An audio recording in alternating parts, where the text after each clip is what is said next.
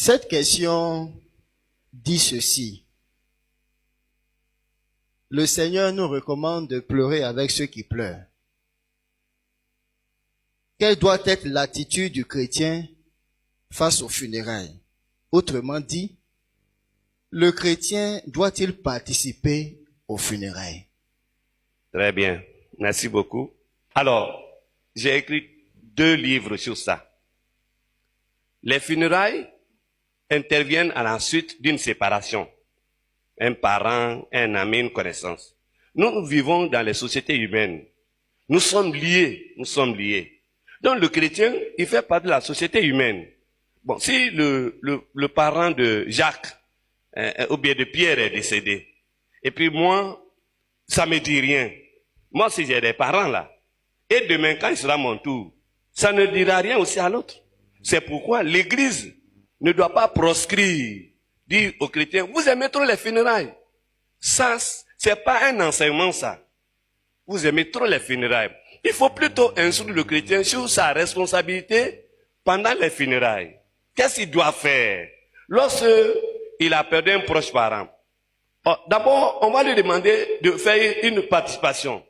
S'il a les moyens, il doit participer parce que les funérailles, ça veut dire que les gens vont venir. Il faut les loger, il faut les nourrir pendant 2 ou 3 jours.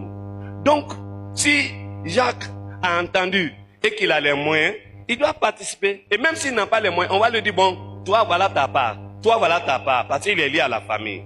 Donc, il doit faire ça. Il doit soutenir l'organisation pratique des funérailles. Alors, mais qu'est-ce qu'il ne doit pas faire en dehors de cette participation pratique? Ben, c'est les rituels. Il y a tellement de rituels pendant les funérailles que quand le chrétien ne sait pas se présenter en tant que racheté de Dieu, alors là, j'ai dit que là, il va hypothéquer son salut, il va rentrer dans la compromission. L'une des compromissions des funérailles, par exemple, c'est cette soi-disant uniforme de funérailles. D'accord, on veut honorer la mémoire de la personne. Mais si tu as porté ça là, qu'est-ce que tu fais de ça après? Ou tu le laisses là-bas, ou tu ne le portes pas. Mais si tu reviens avec ça à la maison, c'est un drapeau que tu as mis sur ton toit. Un drapeau spirituel. Les démons vont te rendre visite. Ensuite, on va lui demander, bon, pour prouver que tu aimais ta maman, il faut te raser. Il faut te raser. Ou bien bon, comme tu es une grande dame, il faut envoyer au moins 100 francs symboliques. Entre 100 francs symboliques et se raser la tête, c'est quoi? L'un, tu as fait l'autre, non? On dit non, bon, il faut envoyer 100 francs. Donc, tu as donné 100 francs là, c'est la compromission. Donc, c'est pourquoi les serviteurs de Dieu devaient instruire les chrétiens sur leur responsabilité en tant que rachetés pendant les funérailles. Ou ils honorent Dieu pendant les funérailles, ou ils hypothèquent leur salut pendant les funérailles. Et quand ils reviennent, ils ont des problèmes spirituels. Je vais vous donner un petit témoignage avant de vous laisser la parole. J'ai reçu un ancien qui allait aux funérailles de sa maman. Et puis bon, la confrérie, c'est-à-dire les notables du village, la confrérie, c'est le groupe de personnes par rapport à des objectifs. Donc, ils sont venus le voir avec 20 000 francs. Ils lui ont dit, bon, chez nous ici, quand quelqu'un est en face d'une telle épreuve, voici ce que nous faisons. Donc, ils lui ont donné les 20 000 francs. Et puis, alors, normalement, les 20 000 francs, c'est un acte de solidarité. Mais ce qui va être la compromission, c'est que le frère va prendre 10 000 francs de ses poches, et puis il va ajouter sur les 20 000, ça fait 30 000. Comme il avait désigné un président de funérailles, il va lui donner les 30 000 francs pour dire, alors, nous, la confrérie de notre village, nous te donnons ça pour t'aider à organiser les funérailles.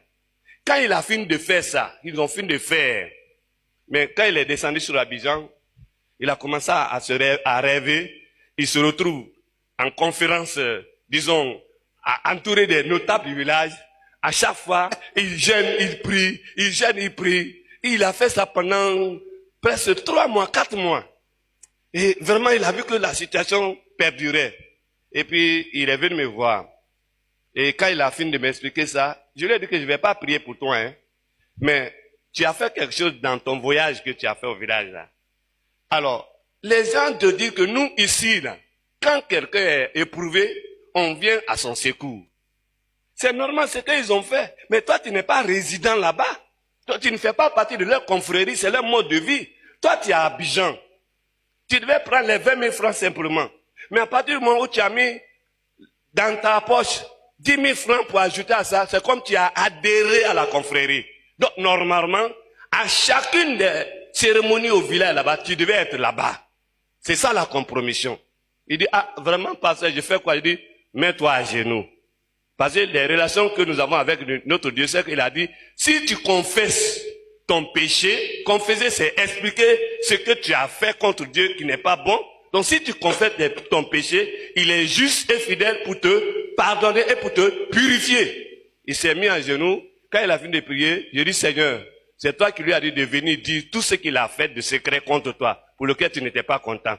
Je te demande de lui pardonner. J'ai dit, Satan, tu n'as plus de relation avec lui au nom de Jésus. Et puis c'est fini.